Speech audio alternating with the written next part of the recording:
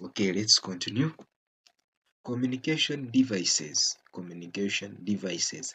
A hardware component that enables a computer to send and receive data. A hardware component that enables a computer to send and receive data, instructions, and information to and from one or more computers and mobile devices. So, communication, as we all know, that communication is the sending and receiving of messages. So, here we are saying that it is a hardware component that enables a computer to send and receive data, or what we call instructions and information, to and from one or more computers and mobile devices. So we are saying that the most common communication devices is a modem. So what it does, it either sends information or it receives information from one or more computers and mobile devices. Then we are having what we call advantages of computers. Why do you think one has to use a computer, or one has to learn computers? What are those advantages, or what are those positive impacts, or the uses of computers? So we are going to have our first point as speed. So we are going to say that data flows incredibly fast, making computing, sorting, and organizing quicker. Speed, the computers are speedy in nature, meaning that it is easy to get information from one computer to another. Data flows incredibly fast, making computing, sorting, and organizing quicker. Reliability. Components of computers are dependable because they rarely break or fail. So meaning that if you are having your information on a computer, surely it is not that it is protected, for example, from weather conditions. It is not going to be affected by rain, is not going to be affected by sunshine. No one is going to attack it and fight with it. That is why we say reliability. Then consistency. Given the same input, a computer will produce the same results, meaning that what you put in is what you get out. So we normally hear people say that garbage in, garbage out. So meaning that computers are consistent in nature. What you give them is the same as what will be produced. Storage. Enormous amounts of data can be stored for future use. So computers are good because you can store more than one information. You can store there more than one content, and it gets there. So that is the reason why computers are good, and they can hold, or they can store more amounts of data. Then communication. Most computers of today can communicate with other computers. For example, through the use of internet, one computer can talk to another.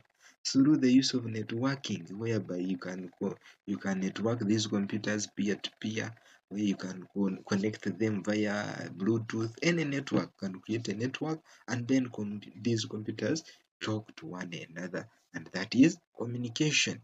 So, for example, one can send a message from somewhere, and I receive it here. So those are some of the advantages of computers. So let's go to disadvantages of computers. What are those disadvantages that are associated with computers? So we are having one point, that health risks. Health risks. And here we are saying that prolonged or improper use can lead to injuries or disorders of the hands, wrists, elbows, eyes, neck, and back. So here, what are we trying to talk about? Health risks. Health risks, here we are trying to say that they are not good to human. They are not good to human in case you are prolonged, or you spend a lot of time on it. So that is why we are saying that prolonged or improper use can lead to injuries. For example, these computer spare parts, these computer spare parts, they can injure you. or disorders of the hands. They can cause hands to have some effects. Wrists, elbows, eyes, you lose eyesight. Neck, you start to have pain in the neck, and also back. At the back, also behavioral risks such as computer addiction and technology overload. You end up getting addicted to computing and even to the technology. Then there is also violation of privacy. Violation of privacy. If not protected properly, information can be stolen.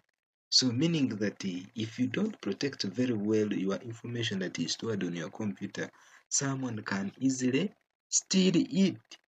So meaning that you have to apply some security mechanisms to protect your information from being violated. Then another one is public safety, sharing of information that can be used to identify or locate a person, meaning that it can easily lead to share of information which can actually be used for other ways. Public safety. So meaning that someone can wrongly use the information about me and start to spread it in a wrong way. So those are some of the disadvantages of computing. So let's continue and talk to others. So we are having impact on labor force. Impact on labor force. The skills of many have been replaced by the usage of computers. The skills of many have been replaced by the usage of computers.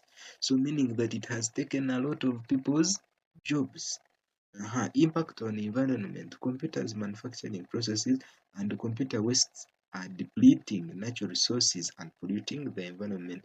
For example, on factories where computer devices are manufactured from. Then we are having another thingy, green computing, or a new term, green computing. What do you think green computing is? So green computing, this involves reducing the electricity consumed and environmental waste generated when using a computer. Involves reducing the electricity consumed and environmental waste generated when using a computer. So green computing is a mechanism that has been deployed to reduce on the disadvantages of computing, especially to reducing environmental pollution.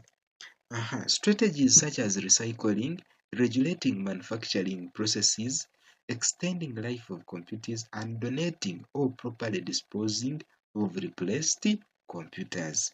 So that is about green computing as a strategy of reducing environmental pollution, especially from the manufacturing companies of computer devices. So let's continue. Networks and the internet.